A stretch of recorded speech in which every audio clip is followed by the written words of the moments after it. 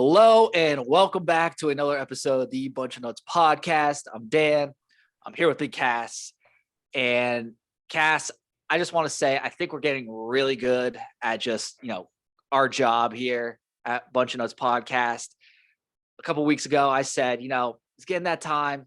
Football season's right around the corner. Week 0 is upon us. And I was setting my clocks and I was saying to myself, it's about that time where Desmond Howard is going to come out of the woodwork and say something absolutely nonsensical on TV. And lo and behold, it's like Groundhog Day when the groundhog just comes out in the end of winter. Like, it's going to be spring. I know it's going to be football season when Desmond Howard says something totally ignorant and outrageous. He doesn't understand why CJ Stroud is the Heisman front runner. Couldn't even formulate a sentence. Zach Smith absolutely bodied him on his show. Go listen to that. But Cass, let's just talk about Desmond Howard because it's the topic of the day. I get what he's trying. I get the point where he said, "Why is CJ Stroud the front runner?" I get that, but please give us an honest answer on why you think CJ Stroud isn't the front runner, but you think Bryce Young is the front runner. I mean, I get it. Bryce Young won the Heisman. He won the Heisman Trophy last year. I get that part. But to say that they're all going to start at the finish line and that nobody's neck to neck. That's quite a phrase. They're going to start at the finish line. And CJ Stroud has some massive gains ahead of him. It must be that Michigan education, but I get the part where I get the idea that if you're the reigning Heisman champ, like a Heisman Trophy winner, you should technically be leading to start. I get that. I understand that perspective. However, it's not like CJ Stroud hasn't earned it. He was a Heisman finalist as well. He should be a shoo-in to probably make it to New York as well. Him and Bryce Young are the only two remaining Heisman finalists left from last year. So rightfully so, like he's in that mix. But Stroud has a better cast too. I mean, when you look at it, cast, Alabama has a lot of questions at receiver and offensive line. Everywhere you look, Ohio State has, a top 3 offensive line, top receiving core, top backfield.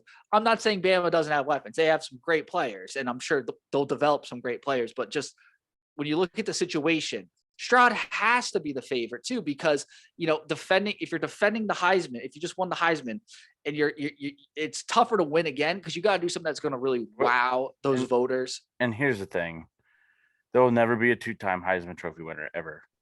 I mean, think about it. Let's go down the list of guys who probably should have won it twice. Tebow. If Tebow couldn't, then that's Reggie Bush right there. Reggie Bush. Right. I mean, he didn't even win a single Heisman technically. Get free Reggie. Give his Heisman back. I love you, Reggie. Yeah, I mean Reggie Bush, Tim Tebow. Let's see here. Johnny Manziel. I mean, I guess. Lamar Jackson. Well, yeah, that's a great one. That's actually a really good point. Lamar. I mean, the list goes on and on and on. I mean, there's a lot of guys that should have won it. There just will never be a 2-time winner. I mean, I'm not saying CJ Stroud's going to win it this year, and Desmond Howard, if he was intelligent, could have said just like what Chris Drew said I'm stealing these words from Zach Smith's podcast. If Desmond Howard, we would have been all fine with Desmond Howard if he would have just said, I feel like that CJ Stroud, with the supporting cast he has, could be splitting votes with Travion Henderson and Jackson Smith and Jigba. And that's why I feel like Bryce Young is the front runner and should win Heisman. Plain and simple. If he would have just went with that. Look, but he's not intelligent. I'm not going to get up here and preach to the choir. I know we're biased. We're the Bunch of Nuts podcast. We're supposed to be biased. We're not supposed to look at things rationally. We obviously have a huge Ohio State bias. So everything we say is going to be biased. But Desmond Howard is literally an ESPN employee who is paid to analyze the game, who took shots at our quarterback during the Heisman Trophy ceremony last year. Let's not forget. He's basically evaluating this through the eyes of a former Michigan player, Michigan fan, Michigan alum, Michigan man. It's just ridiculous in my opinion. Not all guys can be like Kirk Herbstreit. I mean, why do you think Buckeye fans hate? Like, why do you think a portion of Buckeye fans hate Kirk Herbstreit? Because he's not afraid to give Ohio State the business. Him and Joey Galloway. Like, I noticed the Ohio State guys in the media do a great job because they're intelligent. They've been schooled very well. They're educated. And they do a fine job of analyzing both sides. Yeah, but I do wonder, like, I think Charles Wood's an intelligent guy. I think he gets hyped. Like, I really do. Like, Charles Woodson's football IQ is excellent. The problem with Charles Woodson is he gets overhyped. He's more of a characterer that, like, he plays almost a character on TV, which I get.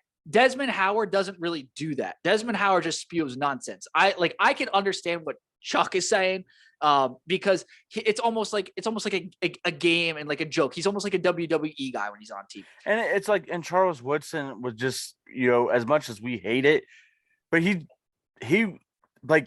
celebrated the wins because, in 2019, he gave the university, his alma mater, the freaking business after we whooped them up in Ann Arbor. Yeah. It's completely. You never once see Desmond Howard give Michigan the business. Never. But it's the one time that team up north beats us this decade, it feels like. And Michigan fans coming out at Ohio State fans, I don't understand why you hate Desmond Howard, blah, blah, blah, blah. If Joey Galloway gave the disrespect, I'm not even going to say Joey Galloway. Let's see who's a former Heisman winner. Let's say Eddie George. Eddie George came out and he was the analyst, and he treated Michigan with the disrespect that Desmond Howard treats Ohio State. Michigan fans would be just as livid as Ohio State fans. Desmond Howard does not deserve to be on TV. I'm sorry. He's just as good as us. He's just as biased as us when it comes to Ohio State. Like, when it comes to him with Michigan, he should be on the Michigan podcast with Braylon Edwards. With Braylon Edwards. But even Braylon Edwards gives Michigan the business. He does, and it's just a facade. I do wonder though, is it all an act? I really do. Is it all an act? It has to be, because ESPN just lost $7 billion deal. Like, what's screwed up about the whole situation is the Big Ten went to ESPN and said, here's the deal that Fox, NBC, and CBS gave us. Can you match that? The Big Ten at first did not want to leave ESPN because they know the college game day tradition. They love when game day comes to their schools. I mean, I ask for anyone who listens to this show and is going to college game day week 1 against Notre Dame. Every time Desmond Howard opens his mouth, I am imploring Buckeye Nation, boo that man. Don't let him get a word. They're going to boo him. I mean, hands down. But don't let him get a word out. Just don't let him talk. Like, be quiet for Kirk and Lee. Dan, you're going to game day. I have this superstition that I can't go to game day. I'm 0-2 when I go to game day. I can't go to game day. Dan, my job for you is to make a poster board that's with and I'm sure you'll get it taken away, but I think it'd still be hilarious. You get the NBC logo, the CBS logo, and the Fox logo, and you do the greater than equals than sign over ESPN and just hold it up high. I like it. And what you do is you get you a pole. Hopefully you could get some of your some of the game day buddies, get you a pole and cover up that stupid Washington State flag that flies over every week and just have it hang on. I mean, I think I'm gonna wear my big noon kickoff hat to game day to send a statement. I love Kirk. I love Sure. Lee Corso, but Desmond Howard. I'll give you this sign to hold. I'm just gonna hold up the big noon kickoff. By the way, segue. Real quick side tangent. Urban's back at big noon kickoff. Nah. I mean, we didn't see that one. Nah. It's great though. I mean, I'm excited to see him back. Tom Herman is on CBS, which is hilarious. I mean, I know. I didn't think at first. I was like, "Do we really like Tom Herman?" And then Zach Smith talked about it, and I was like, "God, it makes sense. Like it does." Yeah. It's better than Bob. Titty Bar Tom. It's better than Bob Stoops. Let me tell you. Yeah, I think a lot of people are better. I think my my dog could be better than Bob Stoops. I think Carbon has more things to say, to be honest, bro. But yeah. The game day. Yeah, I love it. Just kidding. But that's sacred ground right there. Yeah. I mean, that would be cool. Like if even if Bree was going with you, I got her a big noon kickoff T-shirt if she still has it. Like you wear, she wears that shirt. I mean, I give it 5 minutes and some ESPN dude will be like, you out. No, I mean, I got a couple Fox stuff. I got a Fox shirt, Fox hat. Like I'll literally go as an agent for Fox because I'm a big noon kickoff believer. You'd be like, I'm undercover. I am. I'm a sleeper cell for Fox. I'm trying to steal ideas. Literally. But speaking of, I guess, ideas, Cass, today, big news. Ohio State, the players got together. They kind of hyped it up. We knew something big was coming. Basically, they came out with an NIL club. It's called the Columbus NIL Club. Their goal is here to hit $50,000 monthly goal through donations. Based on my calculations, and this is rough calculations, based on, Ohio State has 85 scholarship players, and they hit that $50,000 goal. It's about $588 a month for a player, or it comes to about $7,058 a year. In money, that's a nice little salary though, especially if you're already on a full ride, getting meals paid for. That's just money in your bank. Right now, I mean, it's brand new. You go to the website, and they had already, it looks like, $2,150 donated. Not great, but it's a start. I mean, it just came out not even 24 hours ago. Yeah, if you got that much money within 5 hours, that's pretty insane. Yeah, no, it's really good. And essentially,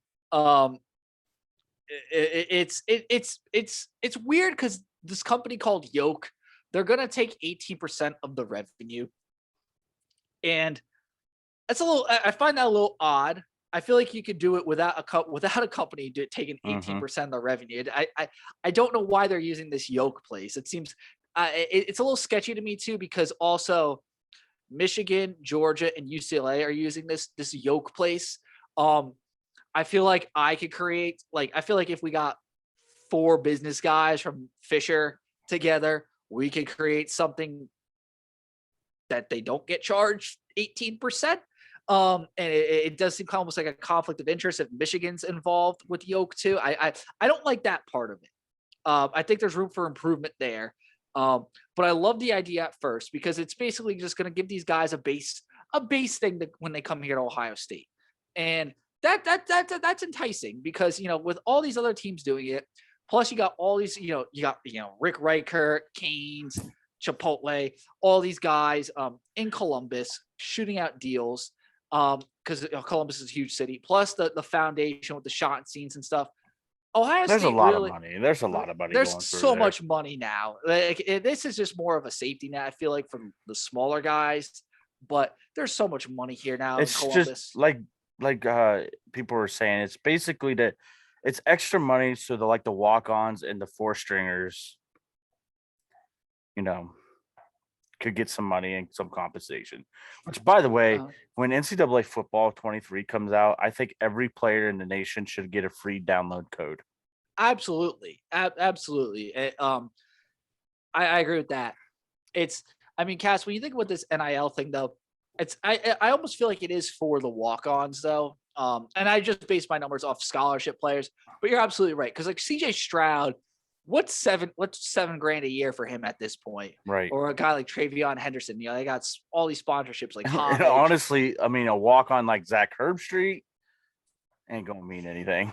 but it's big though, because it's good. It Yeah. could entice guys who I think would be scholarship guys at, maybe, you know, a mid-tier American Athletic Conference, AAC school, Kansas. or Kansas, or maybe a MAC school. Guys who could, who are worthy of a scholarship here at Ohio State, but we don't really have anything to offer him, so they would kind of be lost in the woodwork and have to go somewhere else for an education. Well, now they could come here.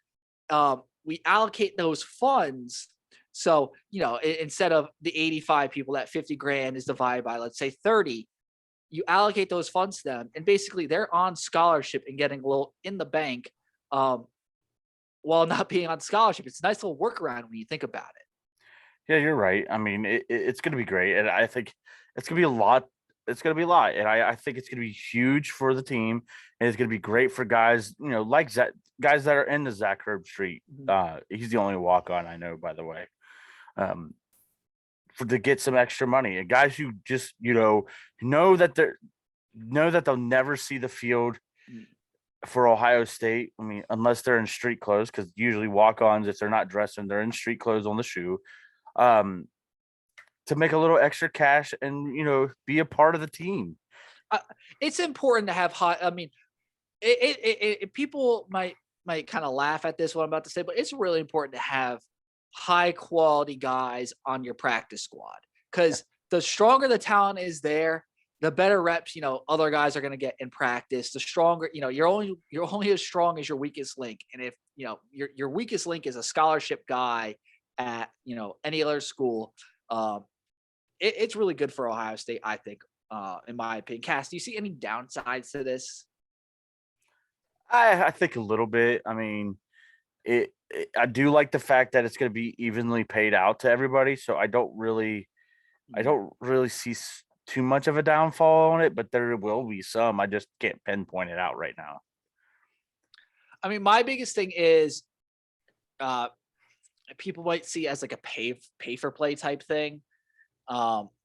That's the only thing, because the NCAA has done such a bad job in my kind of regulating this. My biggest fear is that they somehow come back and penalize Ohio State for this, even though Ohio State's doing this all by the book. The small coloring book that the NCAA gave us. They didn't give us a novel. I don't think the NCAA wants to touch something like this, to penalize a school for something like this, because Ohio State's doing it the right way. I mean, that's why Alabama's has been doing it for years, to be honest. Which, by the way, I got the kind of a segue that wasn't on topic of discussion. I just happened to see it on Twitter. My cousin's celebrating it real quick. Step away from the NIL, but we're going to talk Nick Saban. He just signed a year extension to 2030. Please retire soon. Please retire soon. I mean, we all want it. I mean, he's the greatest college football coach of all time. But this crazy stat, Tony Girdman, everybody knows who Tony Girdman on Twitter. Yeah, oh yeah. Tweeted out and said, Alabama has not lost a true road game under Nick Saban in 15 years. If they beat Texas, they will be 3-0. You're talking 3 road non-conference games in 15 years. True non-conference road games. And you would be 3-0. It's impressive. It's impressive that they average 1 true road road non-conference game every 5 years. So if you're that might be, think about that too. Recruiting crap.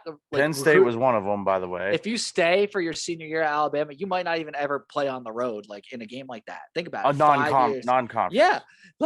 It's because most of the guys are also gone by their junior year. So it's highly likely that you're not going to be playing on the road. in a I game mean, like I'm that. trying to think. Besides Penn State and Texas, who was the other one under Saban? Penn Mm, State was in 2011. was it USC or was that? I think that might have been neutral. That was neutral. That was in Dallas. Neutral. Oh man, that's stumped now. Because the Penn State was like, was that 2011. was that right before or right after the Joe Pa? It was 2010, right before. No, I think it was right before the Joe Pa, right? And then like a week after everything went to, well, I'm you looking know. it up right now. Oh man, that's a great trivia question. Who are those teams? All right, here we go. This is Clemson. Clemson right here. Well, I don't care about Clemson. No, it's under their chat. Okay, 2010, 2011, they had a home and home with Penn State. In 2010, they beat Penn State at Penn State.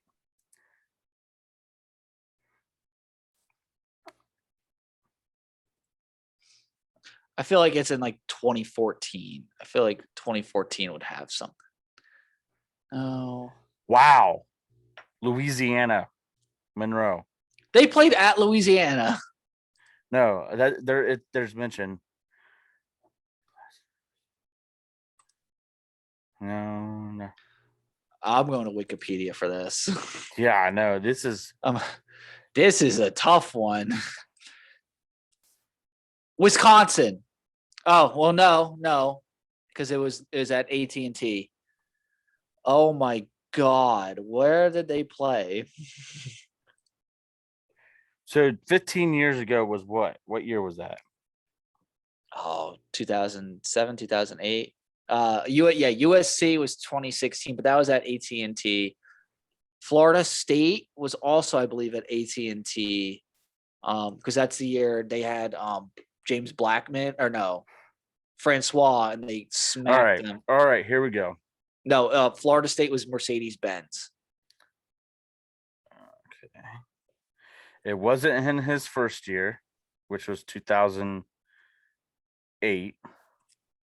Louisville was at Camping. They played against Louisville at Camping World Stadium. 2009. It wasn't for. It was they were home against Virginia Tech. So it wasn't 2009. 2010. They're actually home against Penn State. That means 2011 they were at Penn State. 2011 they were at Penn State. They beat them 27-11. Bro, I literally cannot find this. I started 2014. 2012, they played in Michigan. Maybe it was.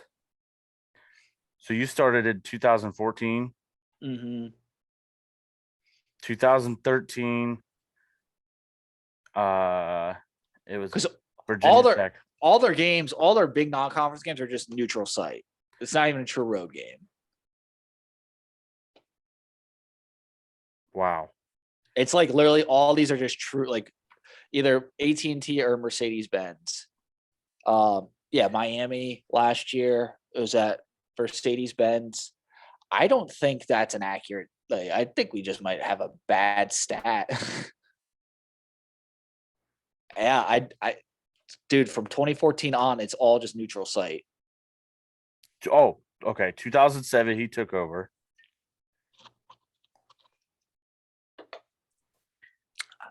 Hold on. Here it is. They were 7-6.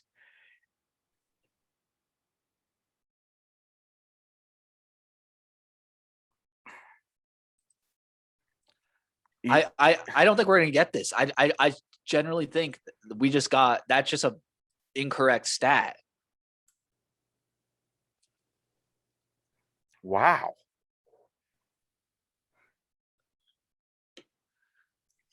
Last true. Like somehow it's less than the amount. Like in 2012, it was they played Michigan in Dallas. In Dallas. Like all these are neutral. This is ridiculous, bro. This is like they found a hack too to get all these games. Virginia Tech was in They Georgia. played Virginia Tech quite often too. Mhm. No, I mean all the road games are literally just SEC games. Penn State was the last true road game, non-conference road game, 2011. Nick, that's a bad stat. Tony German, bad stat. That's one. Yeah.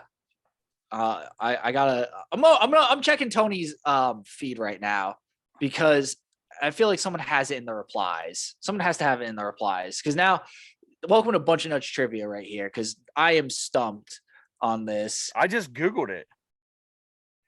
And we looked 20s. Wow. Alabama's last non-conference road game at Penn State in 2011.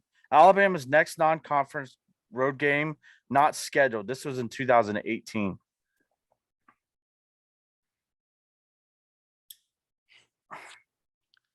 Yeah, I think Tony actually included. Now I'm looking at it. He included neutral non-conference games. I think it's the games. I think the way they counted it was the neutral, like non-conference games, where Alabama was just the road team, quote unquote, but they're not actually they're on the road sorta because it's neutral and they're the road team because you need someone to be the road team for the coin flip and the uniform selection, but. Yeah, No. They've had one. They've had one. Wow. Yeah, it's Penn State 2011. Come on. How many has Ohio State had? I mean, Oklahoma is one. I can count that right away. Oklahoma. Virginia Tech. Yeah, Virginia Tech. That's two. We're cooking now. Okay, so since Nick Saban took over 2007, USC, Washington, because 2007 we played Washington on the road. USC, Washington,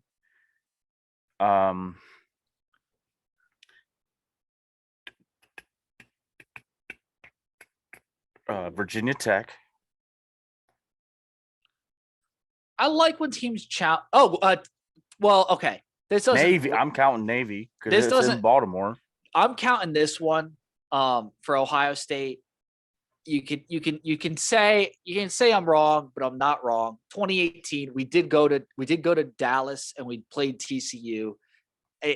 It's technically a neutral site, but TCU is in Dallas. Like that is that is an away game. But still, throw them out the door. Since Nick Saban took over at Alabama, USC, Virginia Tech, Washington, Oklahoma. But those are Oklahoma and Washington are bowl games. Washington was the college football playoff. Yeah, no, we didn't play. That was the Rose Bowl. We played Washington in 2007 in the regular season. Oh! I thought you were talking about Seattle. Bama. No. I thought you were talking about Bama because Bama played Ohio State. Yeah, Bama played in the Sugar Bowl the one year they didn't do anything. They played Bama played Oklahoma in the Sugar Bowl with Trevor Knight and they got spanked. And then they played Washington in the college football playoff in the Sugar Bowl and they beat the John Ross Washington team. But those are bowl games. Those don't count. Yeah, but for Ohio State, we played USC in 2008. We played Washington in 2007. We played Virginia Tech in 2015. We played Oklahoma in 2016.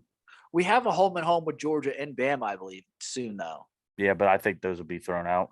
Yeah, probably. I mean, those are somehow going to end up at neutral site. One's going to end in Atlanta, and then one's going to end up in Atlanta. One's going to end up in Jerry World. I mean, the only neutral site that should be played in my opinion, is Tennessee. I think that's the only. Screw that. Bring it up to MetLife Stadium in New York if it goes to neutral site. No, that'd be terrible. Why? That'd be. Have you been to MetLife? No. It's the worst. I'm telling you, do not bring it to Met. I've been there a ton of times. No, MetLife is not fun, bro. It's still New York, though. It's terrible. I mean, it's just a terrible stadium. It's They held the Super Bowl there. I would rather them play at like Piscataway. We just borrow Rucker Stadium than play at MetLife. Detroit. That would be fun. That would be interesting. Indy would be good. Indy would be fair. I mean, at least LSU came up to Lambeau Field and played Wisconsin. And I respect that. Screw it. Play in Chicago, Soldier Field, another terrible stadium. Paul Brown Stadium. Cleveland Brown Stadium. Pittsburgh. I feel like Charlotte would be a good stadium, like where the Panthers play. I think that would be decent. Heck, make it out west. Go to Vegas. Yeah, I could see that for sure. That would definitely get the ratings up. No, well, Ohio State and Bama would get screwed. We'd have to play it like in San Francisco for some reason or somewhere terrible. Seattle. No, ew. It's loud there. Denver would be fun. Mile High. But that'd be dangerous to our players. Both teams would be wheezing. Alabama would probably be wheezing more than Ohio State. I don't know. But still, going back to that, this is literally the second true road game since 2011. It's insane. Terribly insane. Yeah, LSU went to Austin that one year too. Yeah, because Joe Burrow waved goodbye in the stands. That was cold. That was one of the coldest things ever. Joe Burrow is BDE, man. Big dick energy. Yeah. I don't even want to get into what we saw today at Bengals training camp. Hey, but they back in their quarterback, man. Apparently, I've been reading Joe Burrow got a cheap shot hit. And then Lowell Collins decided he's going to throw some punches. And then Aaron Donald, started swinging some helmets. Aaron Donald should be suspended for swinging helmets. I don't care if he connected. Yeah, I mean, what the president said with Myles Garrett, he's got to see some type of game, in my opinion. Yeah. It's not fair to the Browns fans when that happens to Myles Garrett, but Aaron Donald, just because it's training camp, that shouldn't be allowed, in my opinion. Well, Aaron Donald should be suspended anyway. The dude, he's a great player, but he's such a hothead. I mean, the guy trains with knives. What do you expect? Did he slug somebody in a bar? I think, and never saw anything. Yeah, I don't know. Catered to this guy. He's just scary. He's just scary, dude. We got robbed the freaking Super Bowl. I feel bad I brought this up. But, bro, speaking, I guess, because we're already kind of on the topic of crazy defensive line guys, Holly Rowe went the one person we respect from ESPN. Besides Kirk Herbstreit. Yeah, obviously besides our beloved Kirk. But Holly Rowe saw Ohio State practice, had some high praise for the defensive line, which an ESPN reporter, unbiased. She went out and said on a limb that we're going to win it all. So yeah, I mean, and saying how fantastic we look, but basically going out on a limb and saying how great our defensive line looks. That is probably the best thing I want to hear out of training camp for the Buckeyes, especially we saw the videos a couple weeks ago with the defensive line blowing our line off the ball, getting into the backfield, stuffing Mayan Williams. But having an unbiased kind of reporter like Holly Rowe going, actually saying, "Oh no, our defensive line looks good." It just kind of it validates what we've thought all along, what we knew deep down. But I also heard that this week the offensive line look better against the D line. So I mean, and that's fine.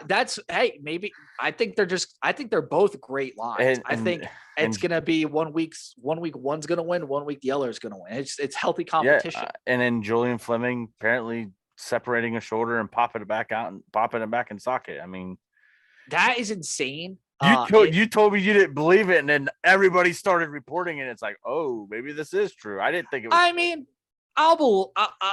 let's see it translate to the game first. my biggest thing is he's always kind of banged up. Like I feel like even when we watched the Rose Bowl, he got hurt in the Rose Bowl. I love that he played through the injury, but I just want to see him not get injured. I want to see him once he starts producing, I'll be happy. And I think he has that dog in him, but I did like where Coach Hartline said the 6 wide receivers. So we know there's going to be 6. Jackson Smith-Njigba, Marvin Harrison Jr. It sounds like they solidified the first 2 spots. Mecca Buka, Julian Fleming, Jaden Ballard, and Cameron Babb. But Cameron Babb's out for a couple of weeks with a bruised knee. Xavier Johnson. Who's on scholarship. Who I forgot all about Xavier Johnson. Yeah, it's easy to be forgotten about. To be honest, at Ohio State. Well, speaking of Ohio State, let's break down their schedule. We, real quickly. Everybody knows the schedule. First 5 games are at home. I know Notre Dame's going to be a tough test. We'll actually break that game down next week. Which, by the way, their stupid tight end. Oh, it's just another stadium. Okay. Which for Notre Dame, they're talking way too much smack. They've given us so much ammunition going into this game. It's going to be a bad week to be a Fighting Irish fan in next Saturday. But yeah, Cass, let's get into the schedule real quick. Nothing too in depth, to be honest, but just a quick rundown in our thoughts. You want to lead off on this? Yeah, Notre Dame. Obviously, it's going to be a heck of a matchup. And then thank God, then we got back-to-back games. Toledo's will give a better shot against Arkansas State, but than what Arkansas State will do. But I think Arkansas State and Toledo are going to be games where we could get comfortable leads, rest our starters to get ready for the slobber knocker. It's going to be the blackout. I suspect that be a night game between Wisconsin and Ohio State. I think that's the dog fight. I think that. So I'm going out on a limb here. Like I'm gonna be completely honest. I'm not trying to be politically correct here. We're gonna absolutely kick the snot out of Arkansas and Toledo, in my opinion. That's not gonna be like a Tulsa from last year. We're gonna smack them. It's not gonna be close, that one. Notre Dame, I think we beat easily. I think Wisconsin's the team we got to worry about in that first 4. When I look at it, I think it's gonna be. Granted, I look at it this way. Offensively, I don't think Wisconsin stops us. I don't think they stop our offense. But they'll slow us down. That's what I'm trying to say. Their offense is better than Notre Dame's offense, in my opinion. And they can give us fits. Oh, dude, it's for sure. Braylon, whatever his name is, yes. Braylon Allen, yes. Notre Dame has no receivers right now, and they got who's Wisconsin's receivers? I have no idea. Who's their tight ends? I have no idea, but at least Graham Mertz is like Tyler Buckner or whatever. If you watch the clips of him in training camp, and I know the one reporter is saying, he's not that accurate, but like there's actually clips of him in training camp throwing bad passes, and then there's also clips of him in the games. He's just not accurate. He's just not an accurate player. I think their offenses are about the same. I think Wisconsin's defense is better than Notre Dame's. I think Ohio State's offense. I think it's a true test because we're going to see. I'm looking at this. We're going to see a spread pistol run / try to pass offense with Notre Dame. We're going to see a spread offense with Arkansas State, a spread offense with Toledo. Now we get to see. What are they going to do at safety? Are they going to put Hickman on the bench, bring in 3 linebackers because they're going to play a team with 2 tight end set and it's going to run the I formation in Wisconsin? Which it's going to be a dogfight. I still think we win handily because I think our offense. They're going to slow our offense down, but they're going to make a lot of plays. I think that one is not a trap game, but like Wisconsin they're going to be just as tough as Notre Dame. We're going to be probably definitely more banged up because it's going to be the fourth week of the season. There's going to be injuries at that point. We're not going to be at our healthiest. And also, we might be a little cocky at that point if we just beat Notre Dame and just beat those two teams in Arkansas and Toledo. I think opposite. I think we're going to be healthier in that game because we'll be able to rest our starters. I mean, for the 2 games. Enough so. We'll get more in Wisconsin down the road. And then we get Rutgers, who win. I mean, we're going to beat them, probably beat the dog snot out of them, but they're going to be physical. Yeah. Michigan State on the road. That's interesting. That all depends on what Michigan State is this year. Yeah. Because I don't know what we're going to get from them. They're kind of a wild card. If Mel Tucker continues to build that program and improve them where they were going last year, that's a problem, that game. Yeah. But they did lose a lot of talent, but they do have the quarterback. They do have some good receivers. They could definitely toss it. But we just look, I mean, when we played them, it's just our talent was so much better. And it's in a year to bridge that gap about, I mean, how badly we beat them, for them to beat us, that would take a lot, in my opinion. And then we get healthier. We get up bye week, get healthy. We kick the dog snot out of Iowa. Iowa is really bad on offense, decent defense. See, that concerns me though, because in theory, the bye week's good, but like I feel like every time we have a bye week, for some reason that next game we come out kind of flat. But Iowa has no offense. They don't. We should totally beat them, but I can see us definitely coming out flat in that. And then we go to Happy Valley, probably a noon game. No whiteout. That kind of concerns me the most. I think this game concerns me the most out of all of them. I agree. Because we're not going to the whiteout. Yeah. It's the Iowa Penn State is like the lull of, it's weird because they're good opponents, but it's a lull in the season because you're coming off the bye. Both teams could beat us if we don't play our A game.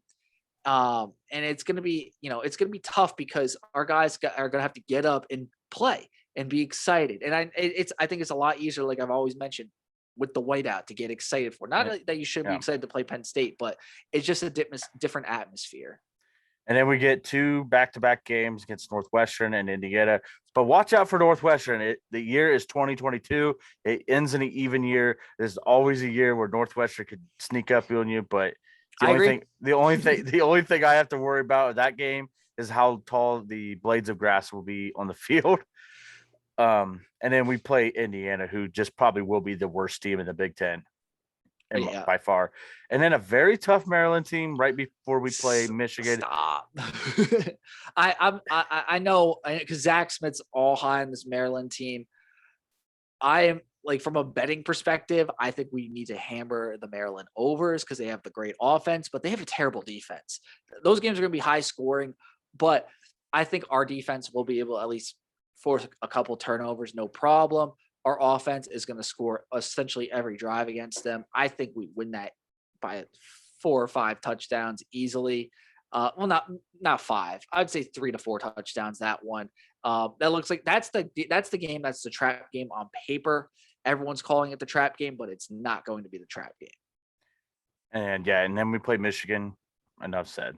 We don't need to talk about that. Yeah. 12-0. 12-0. Big Ten championship against Wisconsin in my eyes. I mean, that's what I got. I got Wisconsin playing Wisconsin. A lot of people.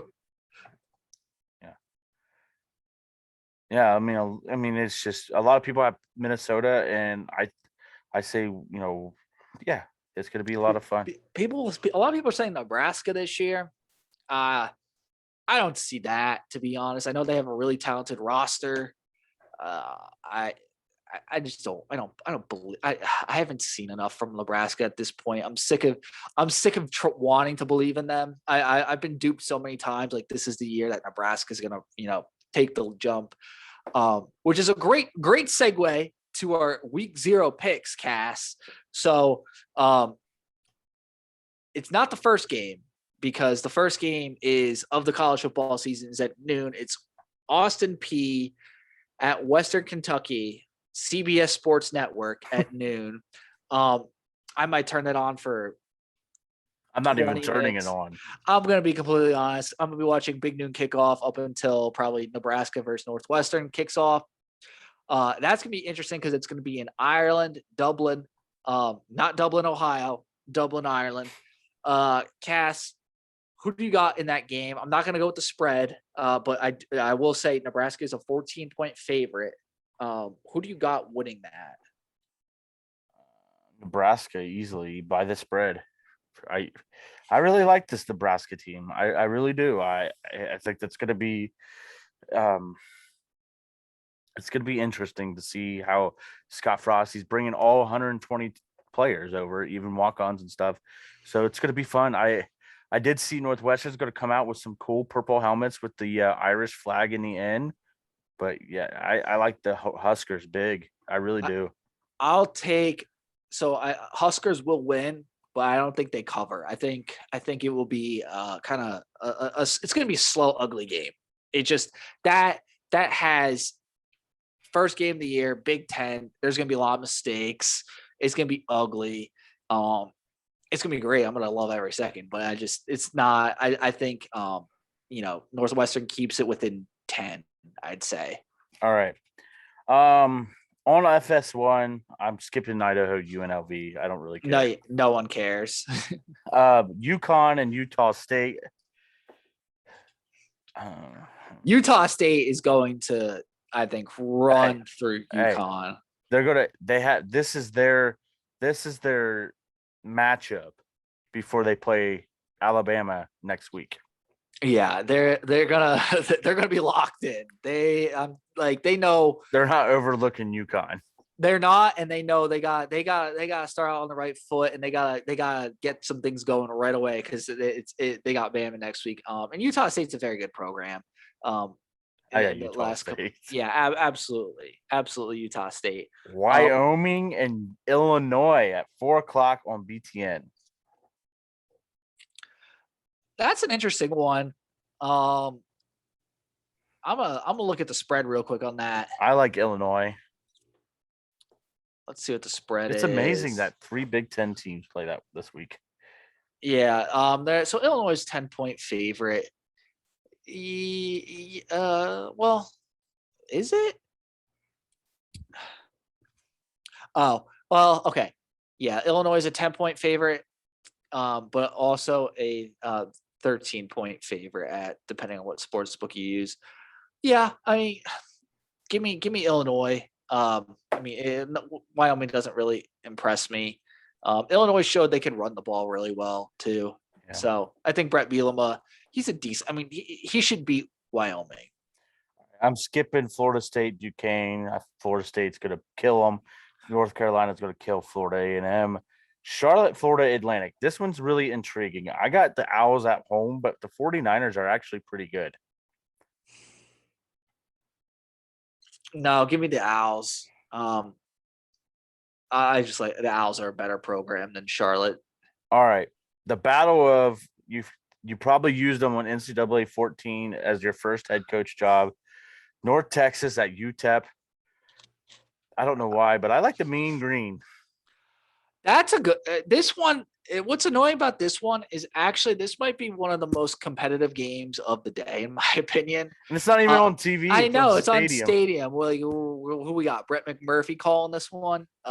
This is terrible. This is not fair at all. Not justice. I got UTEP.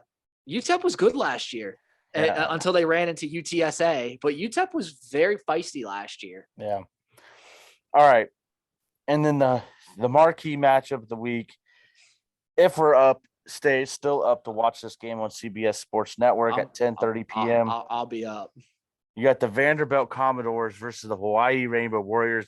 Give me the Warriors because I have Vanderbilt not winning a single game this year.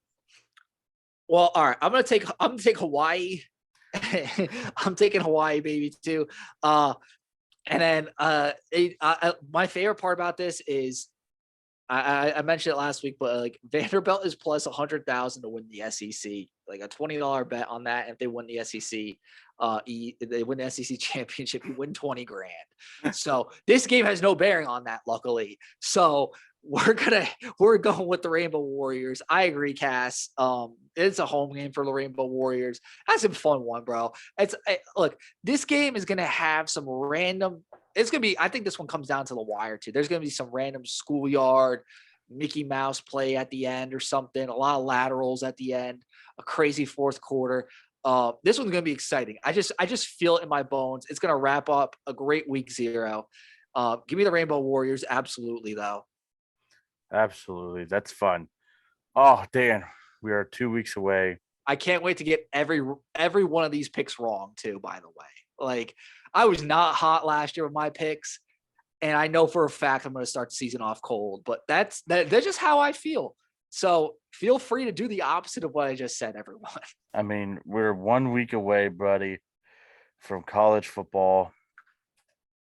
I mean, Starting in Columbus. by the time you're listening to this, we're probably about, 36, 24, 18-hour mark, depending on when you're listening to this. So just you can feel it in your soul. Week 0's here. Take a deep breath. We've made it. Real football's back. No more of this preseason NFL stuff. I don't really care anymore. Like, NFL preseason's good. It gets your fix going, get your blood going, but the real stuff's here. And that's what matters, Cass. Mm-hmm. And it's going to be a lot of fun. I mean, I'm going to be putting my graphic, the last graphic up. Well, actually, yeah, the last graphic up that tells you how many, countdown. Going with the Braxton Miller spin move graphic. I know I already used Braxton Miller already, but that was the most iconic play. Oh my gosh. I have breaking news. Uh-oh. Paul Feinbaum just said, Ohio State is built for this. It's a tailor-made schedule for Ryan Day to make a serious run at the championship. Wow. That is something I was not expecting. Do I want to like this or do I want to hate it? I don't know. Does it concern me? I don't know. I'll take it for now. Yeah. Apprehensively, but I'll take it. Yeah. By the way, I didn't post it on TikTok or anything, but we were making shake and bake last Sunday, and my wife got me on camera and going, putting the piece of chicken in the bag with the shake and bake, and I said, "You got to shake it before you bake it." Oh my gosh. Josh Myers had a great downfield block. He just took some dude out. Highly recommend watching that clip if you can. He plays for the Packers. Yeah. All right, by the time you listen to this, we're either 8 days away or you're 7 days away. Oh, can't wait, man. Cannot wait. I can't wait either. It's just good to be back, man. Yep. But Cass, next week we break down the Notre Dame Ohio State game. We break down Notre Dame more. Do our week 1 predictions. What a fun. It's a fun week coming up. It's good. We're finally here. Finally, a lot to talk about. A lot of football in our future. I mean, basically, in the next 36 hours, we're going to have football back in our lives until the Super Bowl, like real football until mid-February. So congratulations. We've made it through hibernation, everyone. It was tough, but we did it. I didn't know if we're going to see that this day, but we're here. And by the way, no COVID restrictions. I mean, no COVID. I'm throwing a tailgate next week at my house for the Notre Dame game. Has anybody spotted Tommy Togiai yet? He on the Browns. He had made some plays in the preseason. People were saying he might be the solution at defensive tackle. I love it. Cass. I'll still never forget that during COVID. Maybe he'll make an appearance for us against Notre Dame. Yeah. Yeah, it's going to be a lot of fun. Guys, everybody have a great, safe week. And, yeah, Yeah, I mean, that does it. So as always, thank you so much for listening to another episode of the Bunch of Nuts podcast. Make sure to like us on YouTube, subscribe to us if you like us. Or at very least just boo Desmond Howard at game day. But that's all I gotta say. Go Bucks, baby. Go Bucks.